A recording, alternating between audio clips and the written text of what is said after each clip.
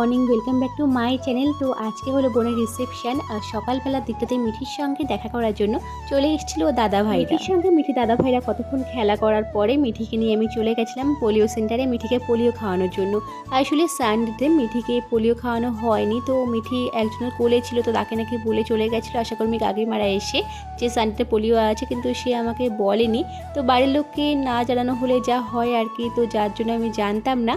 তার পরের দিনকে যখনই জানতে পারলাম যে আগের দিন পোলিও খাওয়ানো হয়ে গেছে, তো তারপরে শোনার পরপরই কিন্তু সাথে সাথেই আমি নিয়ে গেছিলাম মিঠিকে পোলিও সেন্টারে পোলিও খাওয়ানোর জন্য। পোলিও সেন্টারটা আমাদের বাড়ি থেকে একদমই কাছে, তার জন্য কিন্তু আমরা 10-15 মিনিটের মধ্যেই চলে এসেছিলাম বাড়িতে। আর বাড়িতে এসেই দেখি বোনের রিসেপশানে নেওয়ার জন্য তত্ত্বগুলো প্রায় সাজানো হয়েই এসেছিলো, ওই জাস্ট কয়েকটা মতো বাকি ছিল সাজানো।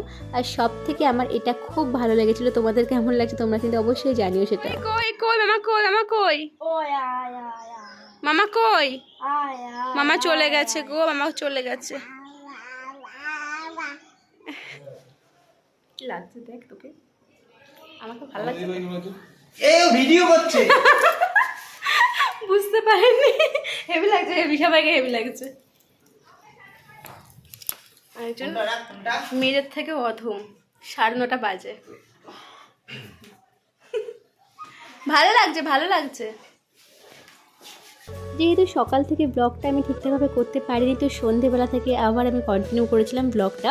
তো তোমাদের দাদাভাই কিন্তু এখনও রেডি হয়ে ওঠেনি, প্রায় 9:30 পৌনে 10টার মতো বাজে। আর আমরা কিন্তু গেছিলাম সবার শেষে, যেহেতু মামামকে নিয়ে আমি আর তাড়াহুড়ো করে আগে আগে যাব না, তো সবার শেষে গেছিলাম। আর সবার প্রথমেই কিন্তু আমরাই চলে এসেছিলাম।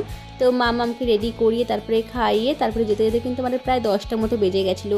আর তোমার দাদাভাইরা কিন্তু বাইকে আসবে, মানে আমার দাদা আর তোমার দাদাভাই কিন্তু বাইক করে আসবে, আর আমরা আগে আগেই চলে গেছিলাম গাড়িতে করে।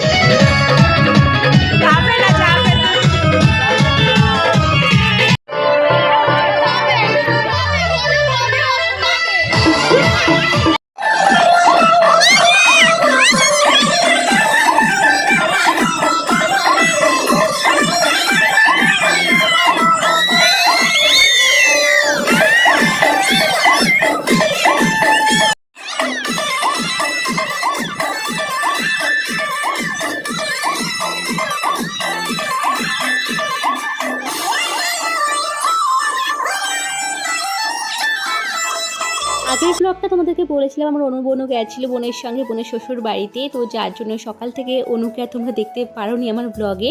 তো না হলে তোমরা একবার হলেও নিশ্চয়ই দেখতেই পারতে। তো যাই হোক, তারপরে মামামকে যখন আমি নিয়ে গেছিলাম বোনের শ্বশুর বাড়িতে, তখন অনুকে দেখা মাত্রই মামাম সব থেকে বেশি খুশি হয়ে গেছিলো, ওর সাথেই ছিল আর ভীষণই মজা করে নাচ করছিলো, তোমরা তো দেখতেই পেলে। মাম্মাম একটুখানি কান্না করছিলো বলে যার জন্য ওকে আমি ঘরে নিয়ে চলে এসেছিলাম বোনের, আর তারপরে ওকে একটু ভুলিয়ে রাখার চেষ্টা করছিলাম। আর এই দেখো, এটা হলো বোনের রুম, ভীষণই সুন্দর লাগছিল।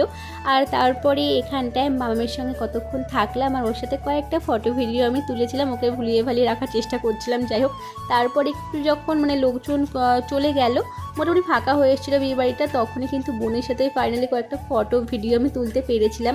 আর ভীষণই ভিড় ছিল, যার জন্য কিন্তু আগে থেকে তোমাদেরকে বোনকে দেখাতে পারছিলাম না ভালো করে।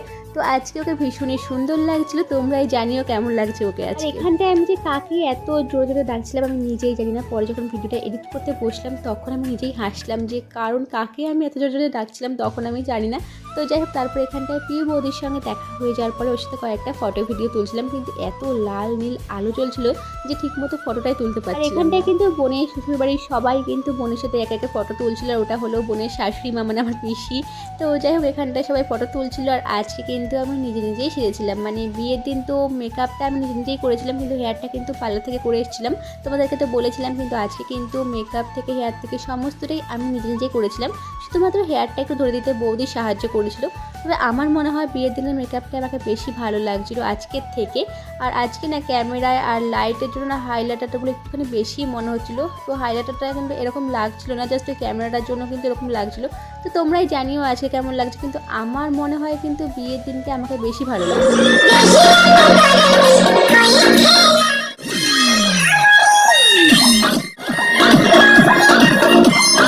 সবাই মিলে খুব ডান্স করলাম, তারপরে খাওয়া দাওয়া সেরে নিয়েছিলাম। আর এই দেখো আবার কিন্তু কাকে না কাকে আমি ডাকছিলাম।